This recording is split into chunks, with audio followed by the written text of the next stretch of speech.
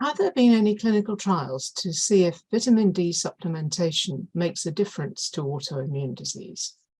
There've been quite a lot of vitamin D supplementation trials in the last few years, and that's really been because I think the research community has demanded this. They said, well, there are thousands of association studies linking low vitamin D levels with increased risk of a variety of health issues, common cancers, autoimmune disease, and so on, but it's not causality. So prove this by doing a randomized control trial and supplementing people with vitamin D. They should therefore be at less risk of developing these diseases.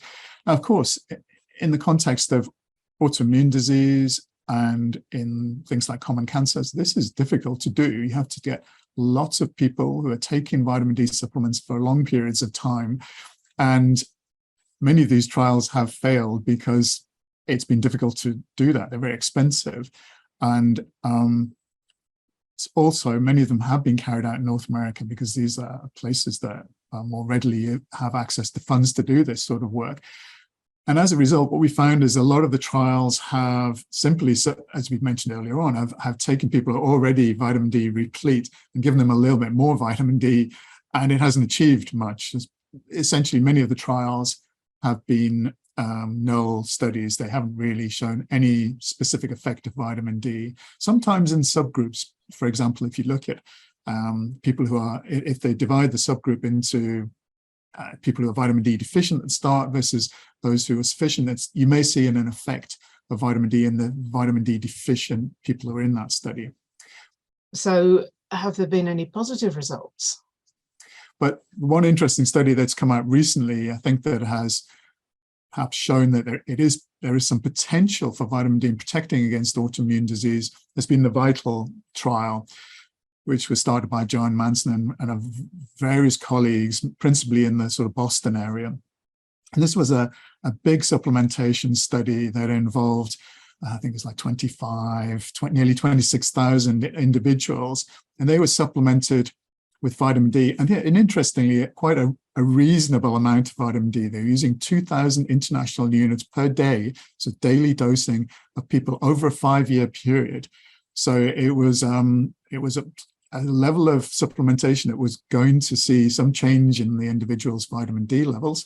But of course, it was slightly difficult. The placebo arm in this study, they couldn't completely stop people from taking vitamin D. And of course, if you go to the beach for a few days, you're going to make a lot of vitamin D. So they couldn't stop people and have a placebo arm that was entirely vitamin D free. So they allowed people to take multivitamins and so on that would give them some basal level of vitamin D, but the treatment arm received 2,000 international units per day, which is much more than you would have in most multivitamin prescriptions.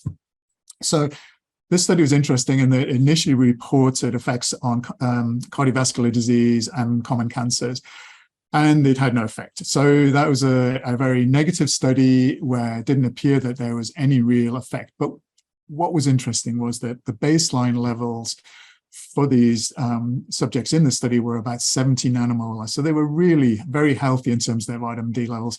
And they did go high. They went up to about 100 on the supplementation arm. So it did change, but really these were people who were already vitamin D healthy. But what was interesting is that just this year, there was a report of the follow-up study they did here where they looked at the incidence of autoimmune disease in people during that 5-year period. And over the first 3 years, there was no real difference between the vitamin D arm and the placebo arm in terms of effects on prevention of autoimmune disease. But once you went beyond the 3 years, you did see a very strongly significant effect. There's actually something like a 22% decrease in the reports of autoimmune disease in these individuals. Now, it has to be said that this trial was a trial targeted at slightly older age groups, so they're in their 50s. So people who are possibly at risk of certain types of autoimmune disease, arthritis, for example, thyroid autoimmunity. But of course, it doesn't really include people who are at risk of, say, multiple sclerosis or type 1 diabetes. That tends to affect younger age groups. But nevertheless, this was a very strongly positive effect, showing that vitamin D can help to potentially prevent the onset of autoimmune disease in a more elderly population. So the message was really, if you can increase your vitamin D level when you get a bit older, then you have the potential to protect against some forms of autoimmune disease. That's a really interesting and important finding. Can you say a little bit more about where this might lead? It may be interesting then seeing further follow-up studies whether that same group of individuals, where they look at other diseases, whether there'll still be the same sort of positive effect. And it's interesting to note that when they broke down the autoimmune diseases into the different types, thyroid, autoimmunity, it was primarily arthritis that vitamin D was rheumatoid arthritis that vitamin D in this study protected against. So it has the most positive effect on that particular form of autoimmunity. And that's sort of interesting because there's been quite a lot of interest in whether vitamin D is a potential treatment for autoimmunity. Now, that's the other issue that we haven't discussed today, of course, is that a lot of the vitamin D work that my group's been interested in, and other groups has been in how vitamin D could protect against the onset of autoimmune disease. But another question might be, well, can it actually also, is it a potential treatment? Can it lower inflammation in people who already have